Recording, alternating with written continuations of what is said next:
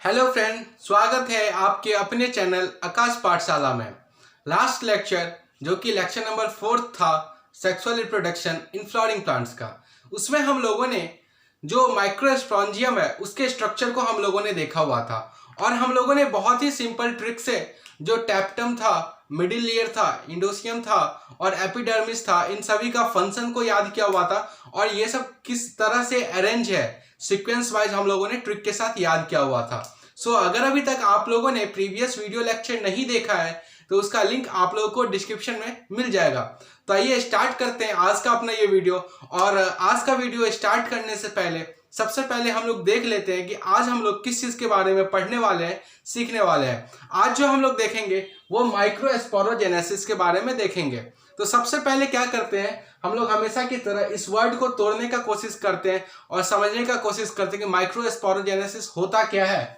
तो इसके नाम से ही क्लियर हो रहा है, हम लोगों ने पढ़ा हुआ था गैमीटोजेनेसिस। तो गैमीटोजेनेसिस में क्या हो रहा था, गैमीटो मतलब गैमिट, जेनेसिस मतलब फॉर्मेशन, मतलब गैमिट का फॉर्मेशन को हम लोगों ने गैमीटोजेनेसिस बोल दिया। इसी तरह से क्या लिखा हुआ है, माइक्रोस्पोरोजेनेसिस, ये भी दो वर्ड से मिलकर बना हुआ है। सबसे पहला तो क्या आ जाता है, माइक्रोस्पोरो, इसका मतलब माइक्रोस्पोर, और जेनेसिस का मतलब क्या हो जाएगा, फॉर्मेशन। इसका मतलब माइक्रोस्पोरोजेनेसिस ऐसा प्रोसेस है जिसके अंदर में माइक्रोस्पोर का फॉर्मेशन हो रहा है। तो आज हम लोग क्या पढ़ने वाले हैं कि माइक्रोस्पोर का फॉर्मेशन कैसे होता है। तो आइए देखते हैं। तो लास्ट लेक्चर में हम लोगों ने जाना हुआ था कि ये क्या था, माइक्रोस्पोरेंजियम था। ये क्या था, माइक्रोस्पोरेंजियम था और इसे हम लोगों ने पढ़ा हुआ था, बहुत अच्छे तरीके से इसके स्ट्रक्चर को जाना हुआ था। बस क्लियर हम लोगों ने क्या नहीं किया हुआ था कि इसका नाम ऐसा क्यों पड़ा, जो कि आज क्लियर हो जाएगा आप लोगों को।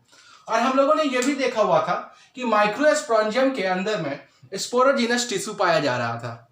यह हम लोगों ने कल ही देख लिया था कि माइक्रोस्पोरेंजियम हर एक थिका में पाया गया और उस माइक्रोस्पोरेंजियम में स्पोरोजिनस टिश्यू पाया गया।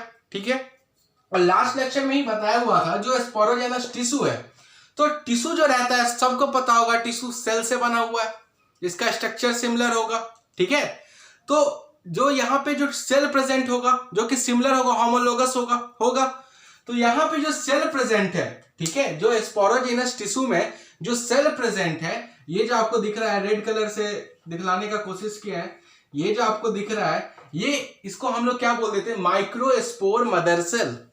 क्या है, माइक्रोस्पोर मदर सेल, या फिर इसको हम लोग क्या बोल देते हैं, पॉलन मदर सेल। ठीक है, और शॉर्ट फॉर्म में इसको हम लोग क्या लिख देते हैं, या तो एमएमसी या फिर पीएमसी।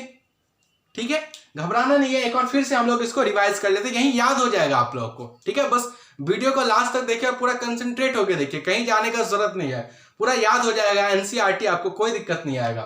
तो हम लोगों ने कल क्या पढ़ा हुआ था, कल हम लोगों ने जाना हुआ था कि थीका में 4 थीका टोटल पाए गए एक एंथर में, और हर एक थीका में एक माइक्रोस्पोरेंजियम पाया गया और उस माइक्रोस्पोरेंजियम के अंदर में स्पोरोजेनस टिश्यू था। यहां तक हम लोगों ने कल ही देख लिया होता। और वो स्पोरोजिनस क्या है, टिश्यू है। टिश्यू का क्या होता है, टिश्यू सेल से मिलकर बनता है, जिसका सिमिलर स्ट्रक्चर है उसको हम लोग क्या बोल देते हैं, टिश्यू। तो ये किसी ना किसी सेल से मिलकर बना होगा। तो स्पोरोजिनस टिश्यू जो है वो माइक्रोस्पोर मदर सेल से मिलकर बना हुआ है। याद रहेगा, स्पोरोजेनस टिश्यू किससे मिलकर बना हुआ है, माइक्रोस्पोर मदर सेल, या फिर इसको हम लोग क्या बोल देते हैं, pollen mother cell. Short form क्या हो जाता है इसका, एमएमसी या पीएमसी। कोई दिक्कत, याद रहेगा, माइक्रोस्पोरेंजियम था, उसके अंदर में स्पोरोजेनस टिश्यू, और स्पोरोजेनस टिश्यू के अंदर में अब हम लोग को क्या दिख गया, माइक्रोस्पोर मदर सेल। यहां तक कोई दिक्कत नहीं होना चाहिए, बहुत आसान है। ठीक है, अब सबसे पहला क्वेश्चन यहां पे जो आ सकता है एग्जाम में, वो ये आ सकता है, ये जो माइक्रोस्पोर मदर सेल है इसका नेचर कैसा है, ये हैप्लॉइड है या डिप्लॉइड है। तो देखिए, ये जो एक पार्ट है, ये जो एंथर है, एंथर पे ही पाया गया, और एंथर क्या है, एक प्लांट का पार्ट है, और प्लांट नॉर्मल कंडीशन में कैसा हो रहा है, डिप्लॉइड हो रहा है। तो अभी तो ये नॉर्मल कंडीशन में ही है ना। तो जो माइक्रोस्पोर मदर सेल है ये बहुत इंपॉर्टेंट है, वो ध्यान रखना है, वो किस नेचर का रहेगा, वो डिप्लॉइड नेचर का रहेगा। ठीक है, जो माइक्रोस्पोर मदर सेल है, यही लिख देते हैं, माइक्रोस्पोर मदर सेल जो है वो किस नेचर का है, डिप्लॉइड नेचर का है। यहां से क्वेश्चन आ सकता है, तो ये आप लोग को ध्यान रखना है। ठीक है, अब ये माइक्रोस्पोर मदर सेल को हम लोगों ने बाहर निकाल लिया, ठीक है, क्योंकि अब हम लोग को इस एमएमसी के बारे में पढ़ना है। तो जब हम लोगों ने माइक्रोस्पोर मदर सेल को बाहर निकाला, फिर उस अब जैसे जैसे एंथर डेवलप हो रहा है वैसे वैसे एमएमसी जो है सो क्या करेगा, मियोसिस डिवीजन करेगा, ठीक है। अब मियोसिस के बारे में आप लोगों को एक चीज पता होगा कि मियोसिस में 2 बार डिवीजन हो रहा है। एक तो मियोसिस 1 हो रहा है जिधर रिडक्शनल डिवीजन हो रहा है, फिर वही जो सेल बना है वो फिर से इक्वेशनल डिवीजन कर ले रहा है मियोसिस 2 में। ये तो आप लोग को पता होगा।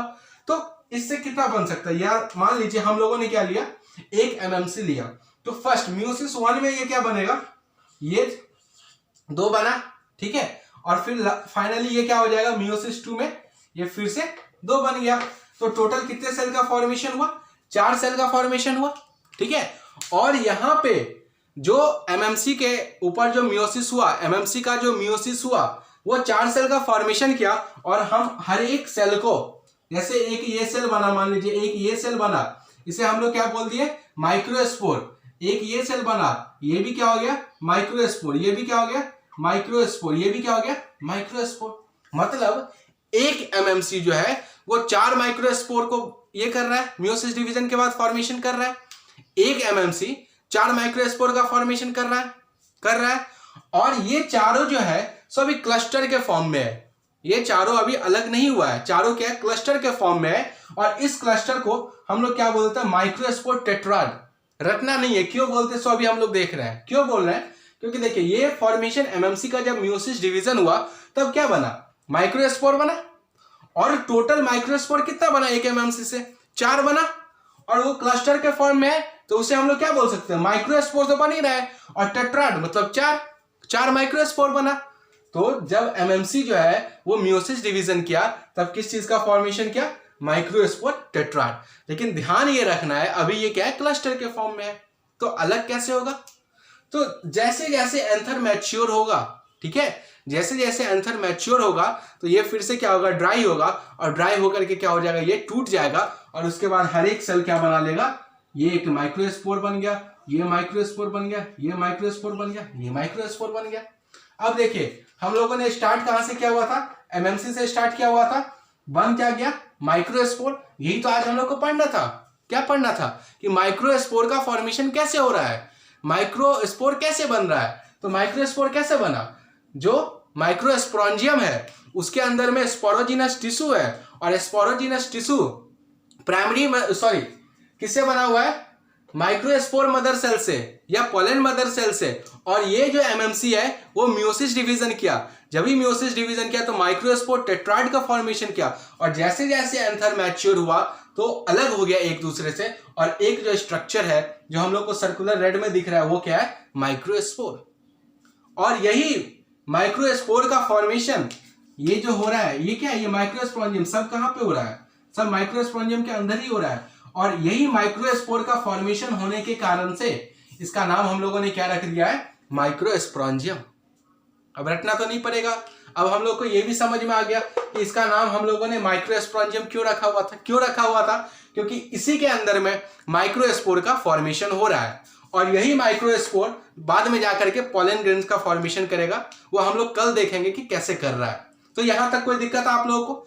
अब यहां से सबसे पहले हम लोग देख लेते हैं किस किस टाइप का क्वेश्चन आ सकता है, ठीक है। 2-3 बहुत इंपॉर्टेंट क्वेश्चन बन सकता है। सबसे पहला जो ये एमएमसी है इसका नेचर कैसा है, तो ये डिप्लॉइड नेचर का है। और जो माइक्रोस्पोर टेट्राइड है यहाँ पे, या फिर माइक्रोस्पोर का नेचर क्या हो जाता है, हेप्लॉइड हो जाता है। क्यों होगा, क्योंकि हम लोग को पता है मियोसिस डिवीजन जब भी होगा तो वो हाफ हो जाता है, डिप्लॉइड से क्या हो जाएगा, हेप्लॉइड हो जाएगा। तो यहां तक आप लोग को कोई दिक्कत नहीं होगा। एक बार हम लोग खत्म करने से पहले फिर से सारे को रिवीजन कर लेते हैं, ठीक है, ताकि याद हो जाए। तो हम लोगों ने आज पढ़ना था माइक्रोस्पोरोजेनेसिस। तो सबसे पहले हम लोगों ने डेफिनेशन देखा, माइक्रोस्पोरोजेनेसिस का मतलब क्या हो गया, माइक्रोस्पोर का फॉर्मेशन। उसे हम लोगों ने क्या बोल दिया, माइक्रोस्पोरोजेनेसिस। ये तो पता चल गया, डेफिनेशन हम लोगों ने देख लिया। अब कैसे हो रहा है, कोई अगर प्रोसेस पूछ दे तो हम लोग कैसे बताएंगे। तो हम लोगों ने अपने लास्ट लेक्चर में ही पढ़ा हुआ था कि एक थीका में एक माइक्रोस्पोरेंजियम पाया गया। इसका मतलब टोटल एंथर में 4 थीका तो 4 माइक्रोस्पोरेंजियम पाया गया। और उस माइक्रोस्पोरेंजियम के अंदर में स्पोरोजिनस टिश्यू है और वो स्पोरोजिनस टिश्यू किसी सेल से मिलकर बना होगा। उस सेल का नाम क्या है? माइक्रोस्पोर मदर सेल या pollen mother cell. Short form क्या होता है? एमएमसी या पीएमसी। और उसका नेचर कैसा रहता है? डिप्लॉयड नेचर का है। और वो जो एमएमसी है वो जैसे जैसे एंथर डेवलप हो रहा है तो उसके अंदर सबसे पहले क्या होगा? मियोसिस डिवीजन होगा। और जैसे ही मियोसिस डिवीजन होगा तो एक एमएमसी 4 माइक्रोस्पोर का फॉर्मेशन करेगा जो कि क्लस्टर के फॉर्म में है। उसी कारण उस स्ट्रक्चर को हम लोगों ने क्या नाम दे दिया? Microspore tetrad. ठीक है। और जब एंथर धीरे धीरे डेवलप हो रहा है तब ये माइक्रोस्पोर जो टेट्राड है वो ड्राई होगा, ब्रेक होगा और फिर माइक्रोस्पोर का फॉर्मेशन कर देगा। और हम लोग को आज के लेक्चर में यही पढ़ना था माइक्रोस्पोर का फॉर्मेशन कैसे हो रहा है। और कल के लेक्चर में हम लोग देखेंगे ये माइक्रोस्पोर अब पॉलन ग्रेन में कैसे कन्वर्ट हो रहा है। और एक चीज और हम लोगों ने जाना कि ये माइक्रोस्पोरेंजियम नाम इसका क्यों पड़ा? क्योंकि इसी के अंदर में माइक्रोस्पोर का फॉर्मेशन हो रहा है, या फिर बोल सकते हैं माइक्रोस्पोरोजेनेसिस कहां हो रहा है? माइक्रोस्पोरेंजियम में हो रहा है। कोई दिक्कत? अगर आपको ये लेक्चर पसंद आया, आपके लिए हेल्पफुल रहा, तो प्लीज वीडियो लाइक करें, चैनल सब्सक्राइब करें और इसे अपने फ्रेंड्स के बीच में भी शेयर करें ताकि उन्हें भी हेल्प मिल सके। और जो भी डाउट हो उसे आप कमेंट सेक्शन में पूछ सकते हैं। Thank you.